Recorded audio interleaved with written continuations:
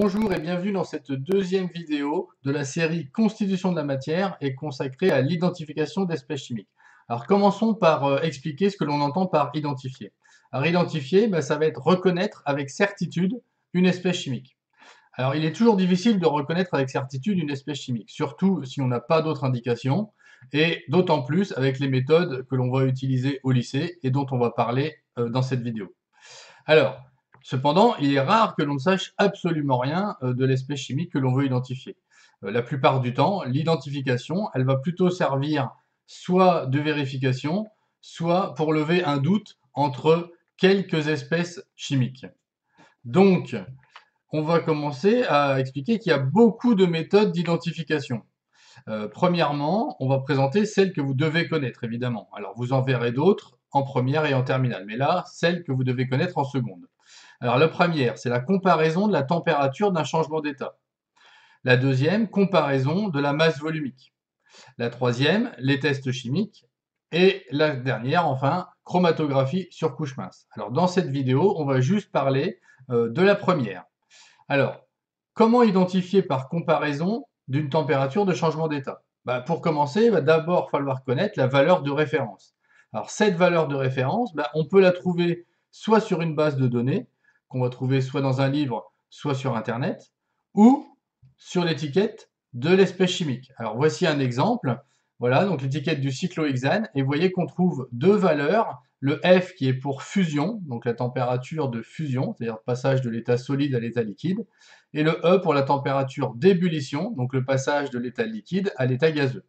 Donc on trouve ces deux températures là, de référence sur l'étiquette du produit. Alors ensuite, deuxième exemple, on voit qu'on retrouve exactement la même chose pour le butane 1-ol. Vous voyez que les températures de fusion et les températures d'ébullition ne sont pas les mêmes, ce qui va permettre donc de les différencier par exemple tous les deux. Alors, à l'issue de ça, on va se demander comment mesurer une température. On a la température de référence. Pour comparer, il faut mesurer la température de changement d'état de l'espèce chimique que l'on veut identifier.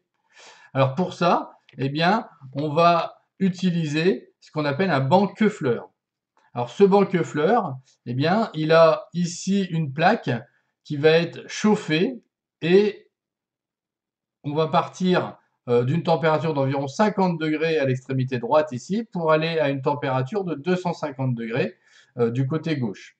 Donc la température, elle croît linéairement à peu près d'un bout à l'autre.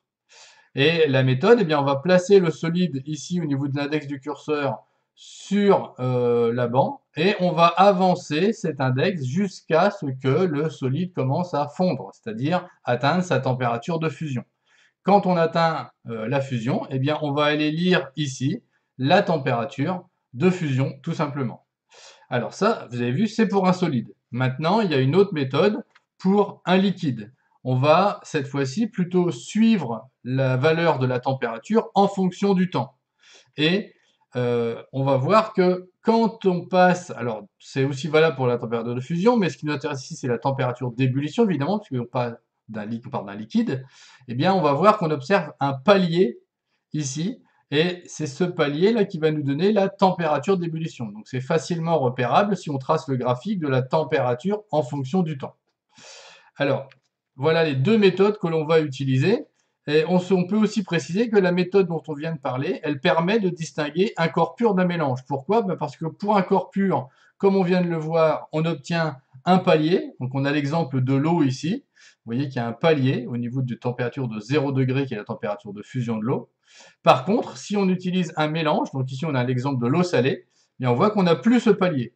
Donc l'existence d'un palier ou pas va nous permettre de distinguer le corps pur d'un mélange. Voilà, c'est tout pour cette vidéo. Je vous remercie, à bientôt. Au revoir.